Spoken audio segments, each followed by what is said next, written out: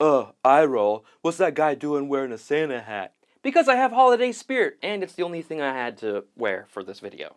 Hello everybody, my name is Spencer Williams, and welcome to my gift guide for the holiday season of 2020. I'm so thankful that you're here watching this video, and I'm excited to share my recommendations for the gift giving season this year. I've got games for families, couples, solo players, comic book lovers. I've got it all right here. So join me as we go through my list. Let's get started with the family games. Now first, I want to talk about the Quacks of Quedlinburg. This is a great push your luck style game. In this game, players are these quack doctors trying to make these remedies for various conditions, and the way they do that is they add ingredients to their bags, and then they draw ingredients from the bags and put the ingredients in their pot. And if you draw the wrong thing too many times, then your pot explodes, and you don't get the benefits that you normally would if you had stopped previously. This one's a lot of fun because you get to watch everybody pull out of their bags and see how far they're going to go and see if they push their luck, and you can kind of egg them on and say, come on, pull more, you can do it, and try to get them to bust. There's a lot of that going on, and then it's just easy to play, easy to learn, and I think a lot of families will love it. Next is Aftermath. Now, Aftermath is a bit of a commitment. It's a larger game, but there's a lot in the game, and you get a great value out of it. The players are playing as these rodents, or these small creatures, in a post-apocalyptic world, and they're trying to navigate this human world and the aftermath of this apocalypse. It's a storybook adventure game, so there's this book, and on one side is the map that you're playing on the other are various entries in the story, so whenever you go through and certain things happen, you read the entry, and you have this full experience as you play through the game. Now, it's a campaign, and there are over 20 different missions that you can play. There's a lot of stuff in here, a lot to explore, so it's going to take some time to get through it, but if you have that time together, especially during the times we're in now, I think you're really going to enjoy it and get your money's worth. Whenever I played this with my family during the initial part of the lockdown, we got through it and we explored so much of the story and we loved it. So, Aftermath. Next is Silver. Now, Silver is a game based on an old card game called Golf. But this is a fast and engaging card game of different version based on the werewolf games, like the Ultimate Werewolf or One Night Ultimate Werewolf.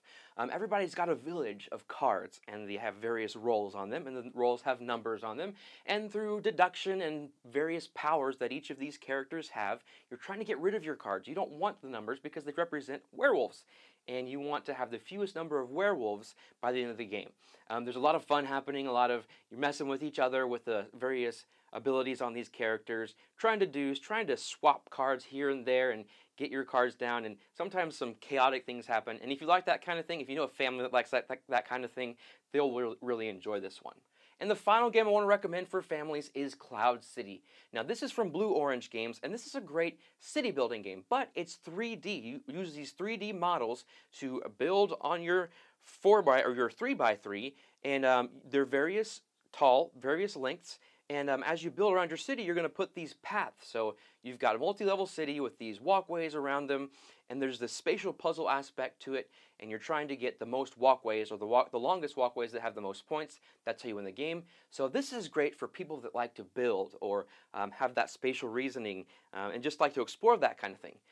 There's a little bit of a dexterity element because you got to kind of reach your fingers in whenever you're trying to put other buildings in and whatnot, but I find that an enjoyable challenge. So for a quick light game that I think families will enjoy, it's great, less than 30 minutes, Cloud City is a great one.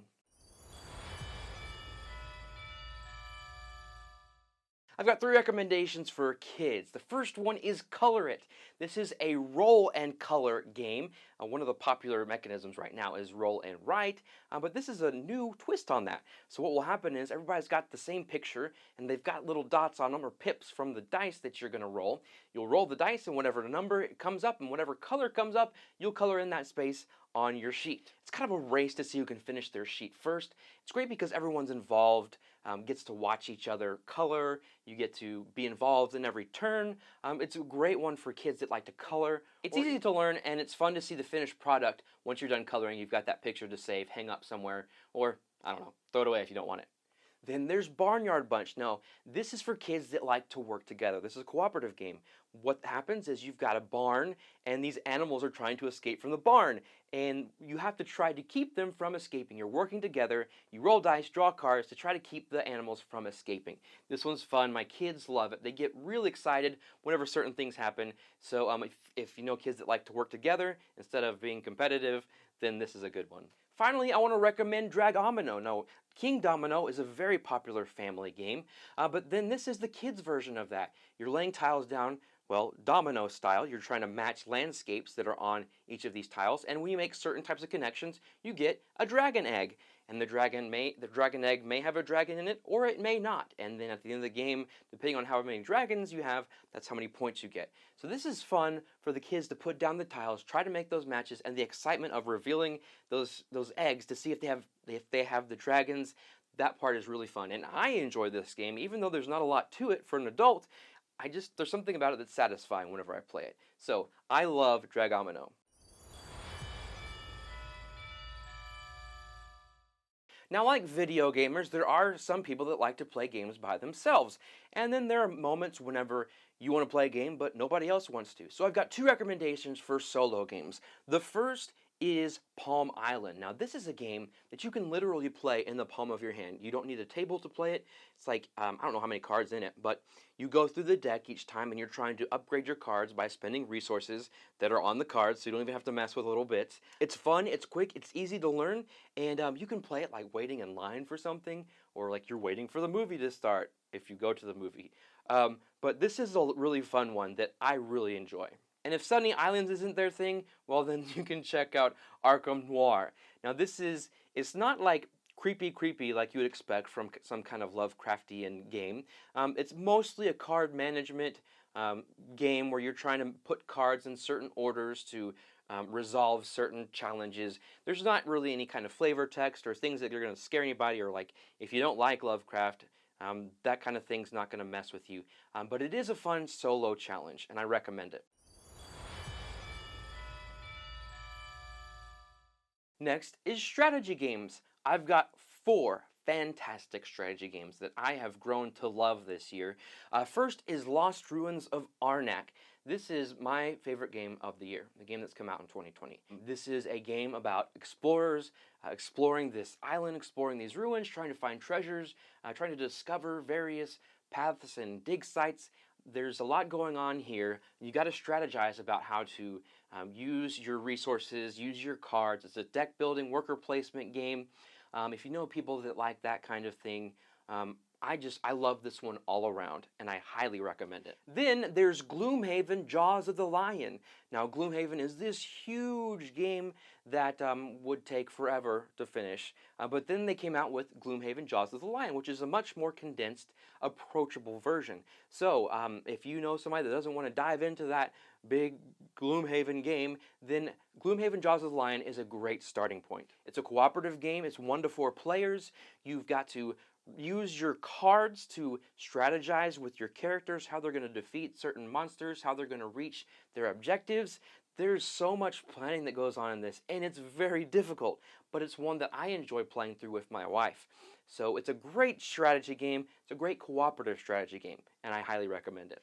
The next 2 are similar style strategy games. They're more of the head-to-head, how am I going to plan my movement, how am I going to plan my attacks to take down my opponent. And depending on what you like or what the person you're buying for likes is the way you're going to go. Now the first one is called Unmatched. It's a more clean system of you're just straight up going through and trying to knock down the hit points of your opponent. And they've got great characters like Cobble and Fogg's got like Dracula, Invisible Man, Sherlock Holmes, and they've got other sets like Jurassic Park, Buffy the Vampire Slayer, so there's a lot to explore there. But if you want something that's a little more zany, that still has lots of characters to play, but it's got more objectives that you can play around with, then you can try the Funkoverse games. Now, there are several of these. All the Funko, they use a lot of intellectual properties.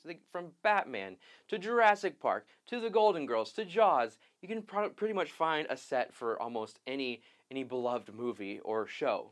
And another benefit of the Funkoverse is you can combine sets in any way you want to, and you can do that with Unmatched too. But with Funkoverse, you can do all kinds of like like the characters from Golden Girls going up against Jaws. I think that's hilarious and it's a lot of fun to play out. So, but both games are great for people who like head-to-head strategy games. Now I want to talk about party games or games for large groups. The first one is Letter Jam. This is a cooperative game for up to 6 players. Everybody's got cards that they can't see, but their teammates can. And together you're trying to deduce what your word is. And what you can do is you're trying to get your opponents to basically, by process of elimination, get rid of letters so that you can narrow down what the word is. It's so much fun to have this deduction that you're working together on. The coming up with the clues to give is very, very challenging but fun to explore. So if you've got a group of people that kind of like to think a little bit more than just your standard party game, then this one is a great option.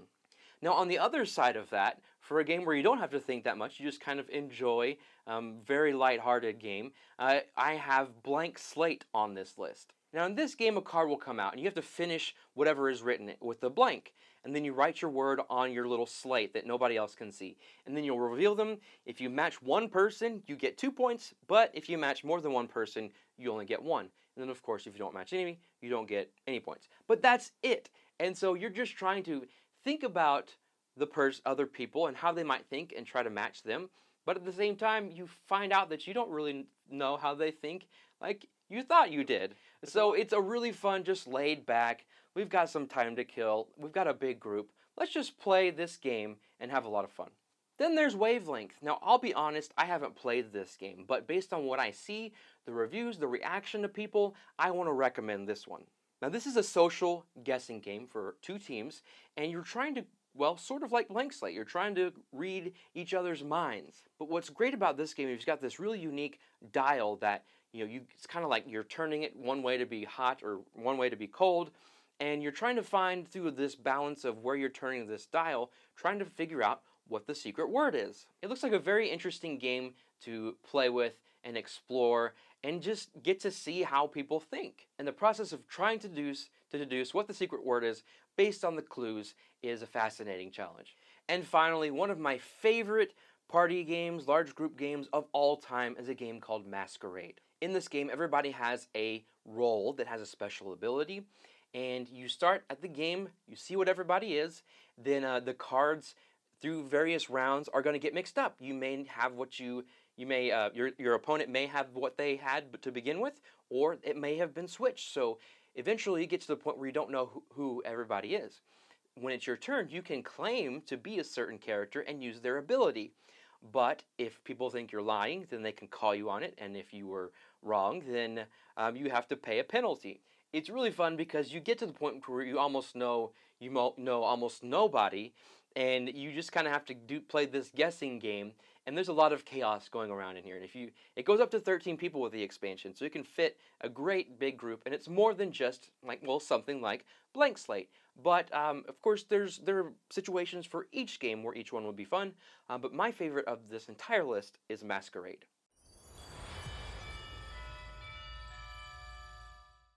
If you know somebody that's a logical thinker that likes to solve puzzles, well, you can't go wrong with the Exit escape room games or the Unlock escape room games. Both are different systems, both are great systems, but they're just the escape room in a box systems, and they're my 2 favorite out of all the ones that are out there, so they're the ones that I recommend most.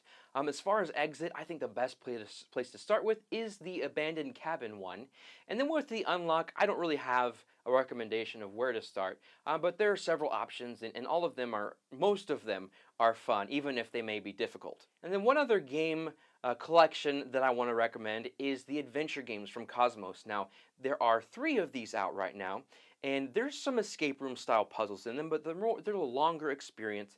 They've got more of a story to them, and there are just puzzles you solve as you play through this story.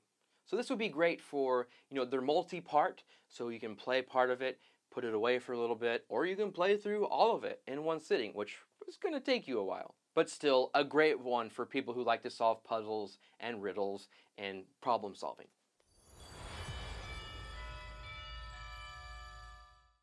One of my most popular videos on this channel has been best 2-player games. So I know that it's a very, very popular category. Lucky for you, I've got some recommendations. So the first one is Imhotep Duel.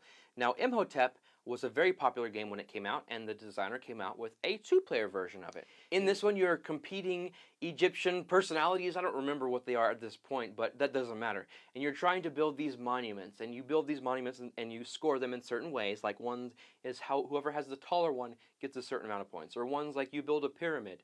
And the way you do that has this interesting grid system that you're moving boats, or you're moving your little workers around this grid system to get resources off the boats to build your monuments. It's a lot of fun, and one that I find that isn't too like, head-to-head combat-y. There's, of course, that you're competing against somebody else, and there's a lot of strategy involved, but it doesn't feel like, oh, I really don't like you because of what you're doing.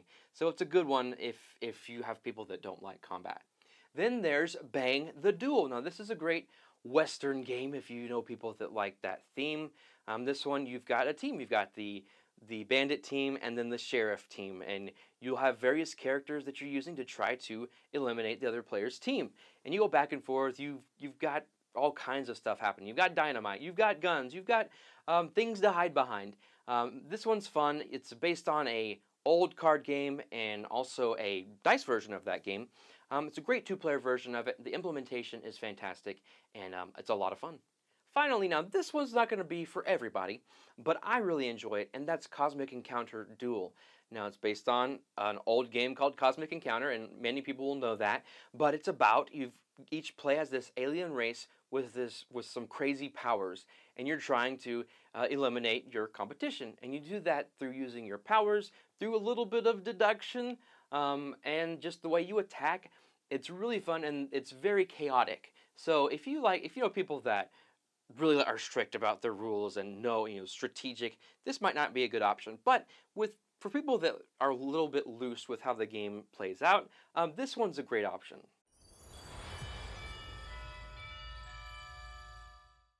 All right, you know someone that's a big movie fan? Now here are some great options. Now, there's not a game for every movie.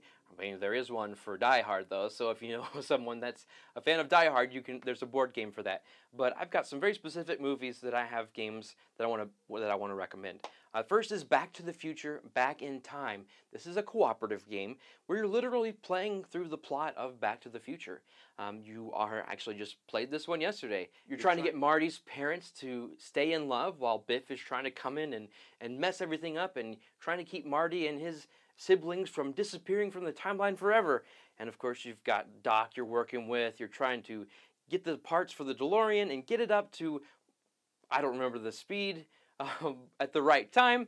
It's very challenging, but it's a lot of fun to experience with multiple people. So if you like Back to the Future, or you know someone that likes Back to the Future, this is a great option. For fans of classic horror movies, or just horror movies in general, and cooperative games, I've got Horrified. Now this one you're fighting against various classic Universal movie monsters. The Mummy, Frankenstein's monster, and his bride.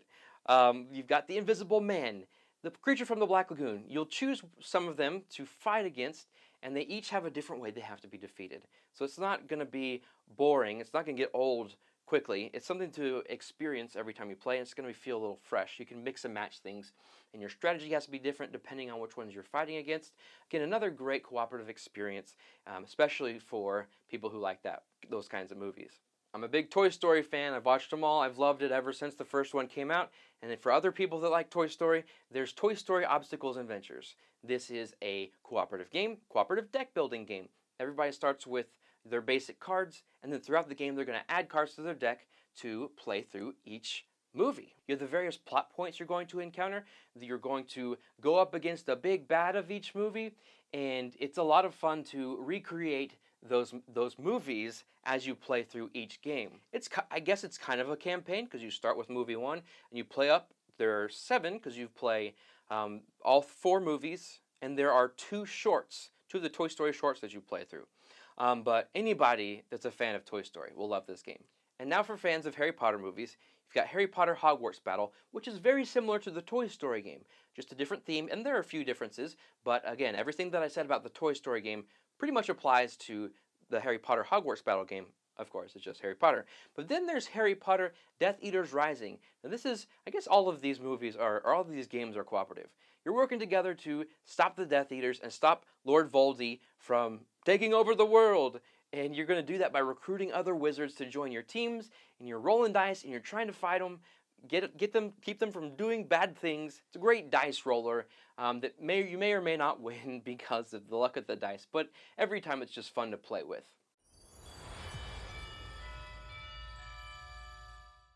I've got 2 more categories, so let's go. This one is for comic book fans.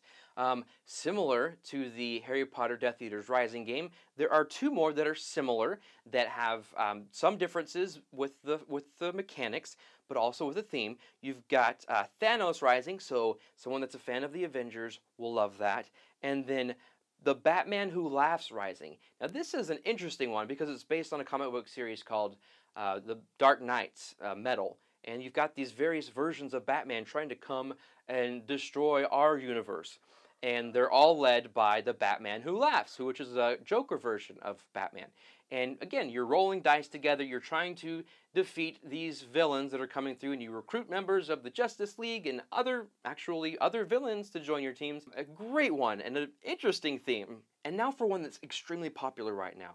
Another Marvel game. This is Marvel Champions. Now this is one that admittedly I haven't played, but from what I've seen, everybody loves this game. So this is a cooperative card game that you work together for 1 to 4 players. You become the iconic heroes from the Marvel Universe, to defeat the iconic villains from the Marvel Universe. So it's a card game, easier to play on the table, not as many components that you have to use. It's a fantastic option for comic book lovers.